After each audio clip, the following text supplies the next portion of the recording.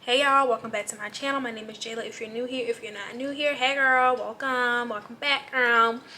So in today's video, as you can tell by the title, we're going to be discussing a quick story time about what happened to me and how I got okay, I got bamboozled.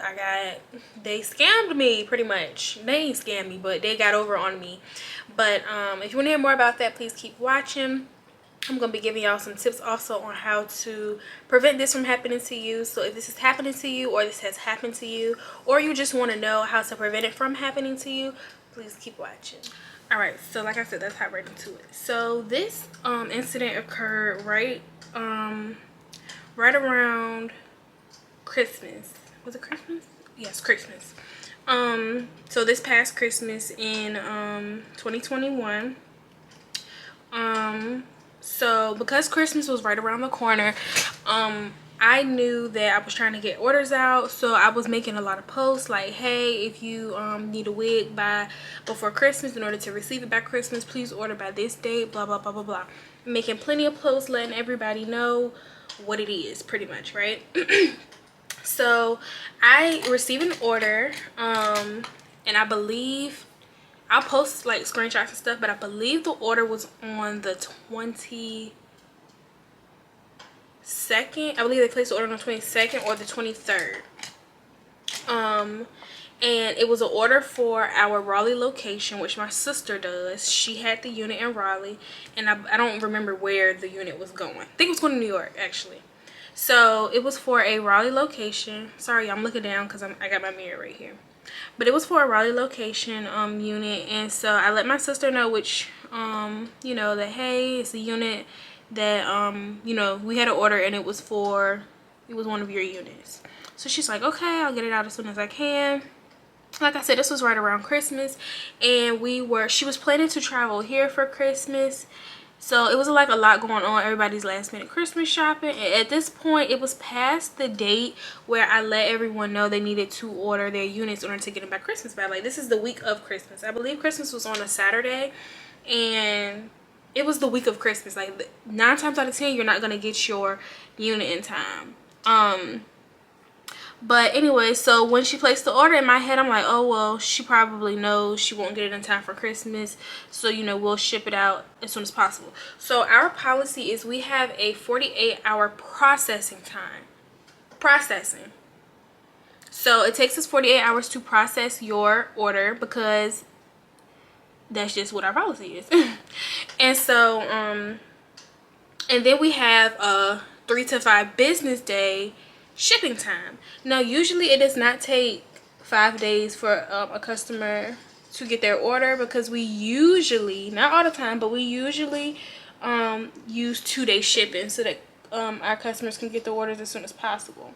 But so at minimum, you'll get your order in 4 business days.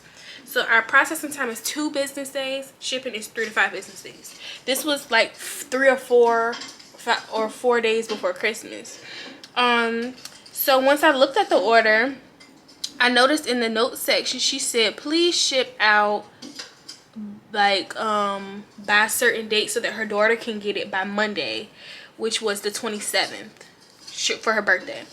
So when I saw that, I was like, ooh, we're not gonna be able to do that.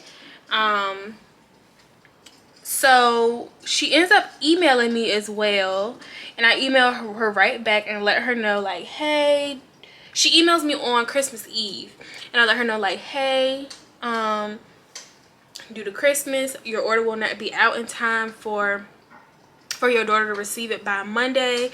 I was like, if you would like, we can refund you your order. If not, then we'll ship it out on Monday morning. That's when things will open back up. And plus, we were technically closed on Christmas Eve and on Christmas Day. I shouldn't have even emailed her back, but just as a courtesy, because I know she was probably worried about when her daughter would receive that order, I wanted to go ahead and email her back. So I went ahead and emailed her back on Christmas Eve, and then I went on about my business. I had a great Christmas. I'm with my family. My sister was here. Everyone was here. And then Monday morning, she shipped the wig out. Monday morning. Oh, I'm sorry, y'all. I never finished the conversation from the email. So once I let her know about the date situation, She emailed me back. She was like, that's okay. Like, have a Merry Christmas. That's literally what she said. Like, it's fine. I asked her, did she want a refund? She said no. She said it's fine. Have a Merry Christmas. Actually, yeah, that's what happened. But not on Tuesday, on Wednesday. Her order delivered Wednesday morning, and I believe by Wednesday evening is when I received the chargeback. So she waited till she got her unit, and then she charged the order back. So instantly I had an attitude. Because for one, I'm sorry y'all, I'm trying to do my brows and trying to do them straight. But yeah, so for one, we're a small business, and chargebacks really do harm small businesses. It's not like you're going and you stealing out of Walmart, that's this huge billion-dollar corporation, or you stealing out of wherever. You're stealing from a small business. And first of all, we put a lot of money, a lot of time, a lot of effort, and this is our livelihood. Like, you literally just took the money and you have our product. Like, how trifling, you know? So I was instantly annoyed, especially because I went through the process of letting her know that she wasn't going to receive her order in time, and she could have gotten a refund. That was never an issue. I'm never going to hold anybody's money, because all money not good money, and I don't need anybody as a customer. So she most definitely could have gotten her money back, but you wanted the wig and you wanted your money. So I emailed her once we received the chargeback, and I let her know, like, how you due to you know, doing this chargeback, we'll have to take legal action if we don't A, receive our money, or B, you dispute the chargeback, because they charge us the amount of the chargeback, and I believe it was like $300 or something like that, and then they charge us an additional $15 fee for getting the chargeback. So we're getting charged when we did our part.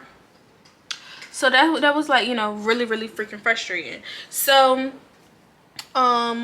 you know, I emailed her, let her know this, and of course she never emailed me back, although we had talked previously through the email. She never replied. But we let her know pretty much, like, you know, hey, if we don't receive our money, we're gonna unfortunately have to take legal action.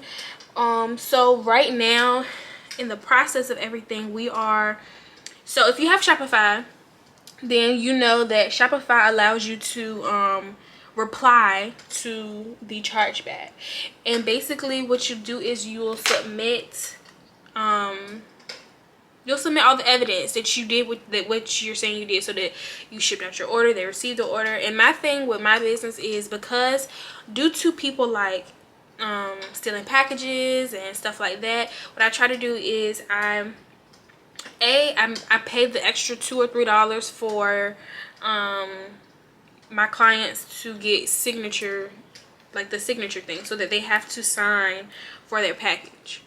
Which, although I pay for it, sometimes USPS workers will just drop it off and they won't make the person sign for it. They'll sign for it themselves, which is, like, so trifling, but whatever. So I do that, and that's a way to kind of, like, help us as far as any type of chargebacks or fraudulent orders go. And also we now use insurance, so that we don't end up being the ones that take the fall for any type of orders that they claim that they didn't get. You feel me? So my eyebrows are so thin today. I don't know why I did them so thin. They're usually way fuller than this. But yeah, so that's pretty much what happened there. So like I said, right now we are awaiting the results for that chargeback. So it takes, I believe, 90 days for them to get back with you. So you submit all of the information to their bank. Mind you, they take the money and give it back to them before we even submit any type of evidence that we did what we were supposed to do. So regardless of whether we're telling the truth or not, they go ahead and give them their money. So they take it out of our accounts and they give them their money, and then I'm sorry y'all, and then we submit the evidence. We have, I believe, a certain amount of days, 14 days to submit the evidence, and then yeah, we wait 90 days to figure out the I guess the answer for the evidence. So we submit it to their bank, and their bank either says we believe you or we believe our person, right? So most of the time the bank is going to side with whoever their customer is, 9 times out of 10. Although we have the evidence, although we have all of this proof, 9 times out of 10 they're going to side with their client or their customer. So previously, because this has happened to us before, like I said, when you're running a business and you're a small business, a lot of times people don't think that you're going to go the full way when it comes to stuff, but I'm going to go the whole way about my money, baby. So that's what we're not going to do. So previously to this happened, and I submitted all the evidence. This is like our first chargeback ever, and it was a huge chargeback. It was about a $600 chargeback, and I'm like, what in the world? Like, I know I shipped this order out. I know she received it because I look at the tracking on my orders and it says she received it. They ended up siding with the customer, their customer, and I was just like, what the heck is going on? And so I started to do my research, and I learned that it's very common that they side with their customer. So what I've learned is take heed to sorry y'all, so ghetto. Take heed to Shopify, and they have like a fraud detection, and take heed to that. So basically what you can do is, if you receive an order and it says that it's fraudulent, it'll tell you if it's low, medium, or high. So what you'll do is you'll assess it and you'll decide, is this an order that I'm willing to risk whatever the monetary amount is for my business, right? So you have to look at a lot of different things. Is this someone who has ordered from me before? Is this a new customer, or is this a returning customer? If it's a returning customer and they've never done this before, 9 times out of 10 it may be something with their card, maybe their IP address is different, maybe they're ordering for somebody else. Any of those things can register in the system as it being a fraudulent order. So look at if it's a customer who has been to you before. If it isn't, okay, this is a new customer. Look at the reasoning that it says that it's a fraudulent order. If it says something like their address is different, or their the name is different, something, whatever it tells you it is, what I usually like to do is I go through the process of asking my customers to provide a photocopy of their ID. They send it to our email where it is protected. No one can get to their information or anything like that.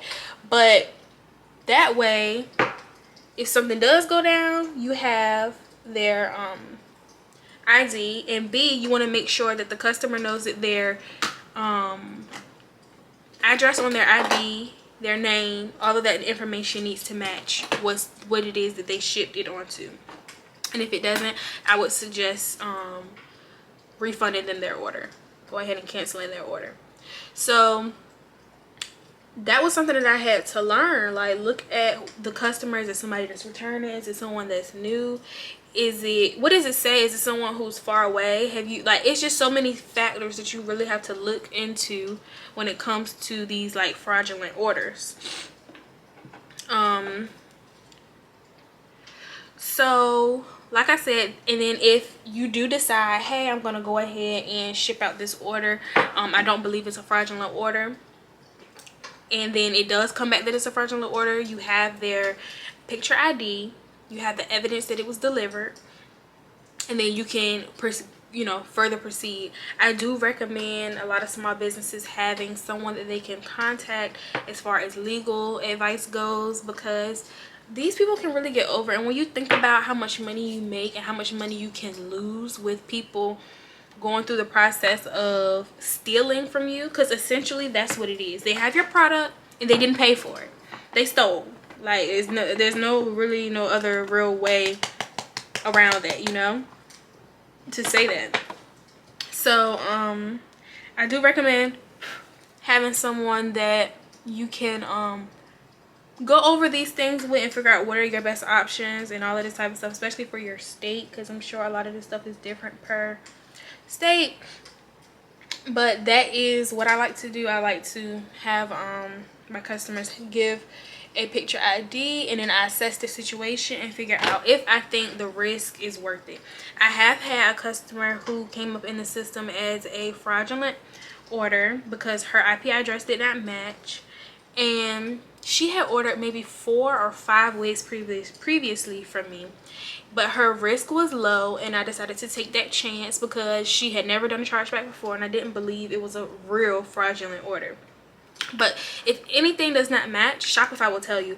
Even if the customer tries like multiple cards, it'll tell you. Like, that'll be a reason it was fraudulent. They tried too many different forms of payment. You get what I'm saying?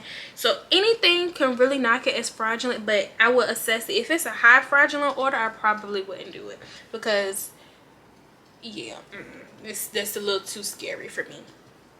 But I think what I've been doing has been working. And like I said, a lot of times the banks will side with the customer and you'll end up losing your money. So you have to figure out different ways that you can get your money. It's 2022. We're not letting nobody get over on us, and we're not giving away no free money that we don't want to. We're not giving them our hard work and our money. Yeah, no, you lost your mind. You've lost your mind. Okay, so yeah, hold on, y'all. I gotta finish this face up real quick. I'm just doing like supernatural. All right, y'all, so I went ahead and did just some light eyeshadow, my liner, and I wiped my powder off. I'm waiting for my lashes to dry, so I'm gonna go ahead and do my lip. And I don't know if I said it already, but any products that I use I'll put in the description box down below. But yeah, so basically I wanted to kind of finish up what I was saying as far as like the fraudulent orders go. So like I said, I've had a couple different incidences with fraudulent orders, and like I said, people see you as a small business. They think you know, you don't have the money to fight it, or you're not going to fight it, or you're not going to say anything. You're just going to take the loss, and they don't really care. They're scammers and they're trying to get over, so that's what they do. But like I said, a lot of times this is a side hustle for people, or this is their livelihood. This is how they make their money, and nobody is giving away free money, giving away free product, free time. Nobody's doing that no more. Like,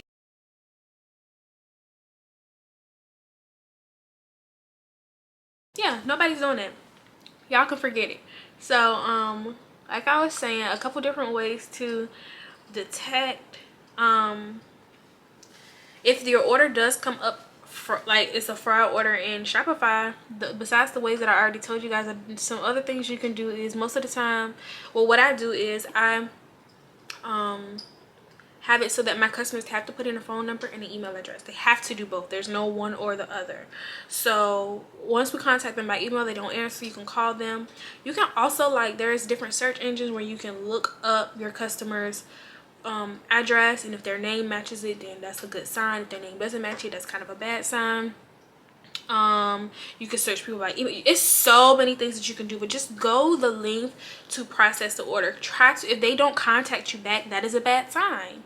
If they want whatever they ordered, they're gonna check their email because they're looking for shipping. They're gonna look at their text messages or answer the phone because, you know, if you let them know, like, hey, this is such and such from whatever your business name is, I'm trying to contact you about your order, they're gonna get back with you.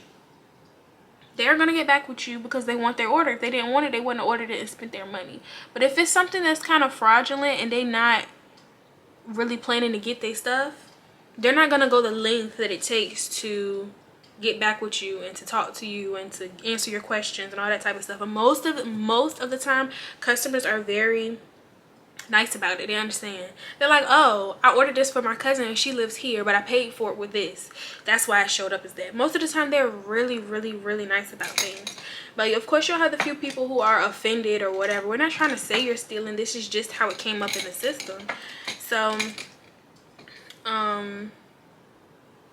that's just what it is. But like I said, there's a lot of search engines that you can use.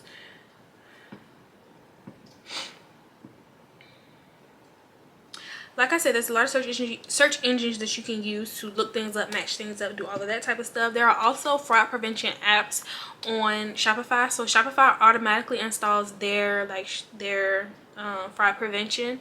But there are also other things that you can do or other apps that you can use that you can pay for that help with that. But like I was saying earlier, pretty much look at the order value. Is it someone who ordered before? Is it too much? If you lost it, would it be too big of a loss? Is it too big of a risk? You know what I'm saying? Check to see if the billing and the shipping match. If they don't match, that's usually a bad sign. But sometimes that is an instance. So like I said, go the extra length to contact your customer, and most of the time they'll be really nice about it, and you can go do whatever you got to do. You feel me? So yeah, but I'm pretty much done with my face. I just need to add my lip. But like I was saying, that's pretty much it as far as the fraudulent orders go. Like I said, I'm still in the process of awaiting my 90 days to see if I should be receiving it sometime in March though, but receiving my 90 days to see if we won the claim against that woman. I also always, when I email them, I always let them know that you will be banned from ever booking with me again, ever. So if you do think you're gonna do this again, it's not gonna be with me. All right, y'all, that is the end of this video. I just wanted to hop back on and close it out pretty much. I hope this video made sense. But I really hope I gave you guys some good information as far as fraud prevention goes, so that way you guys know what to do when this happens, because it will happen. People gonna test your gangsters. So just in case they do, now you know what to do. Or if you've been going through it, now you know what to do. I really hope that you guys enjoyed this video, and I will see y'all in my next video. Please make sure you like, comment, and subscribe for more business videos, for more vlogs, for more entrepreneur vlogs, more makeup, more hair, all things girl, all things beauty, period. So yeah, make sure you guys do that, and I'll see y'all in my next video.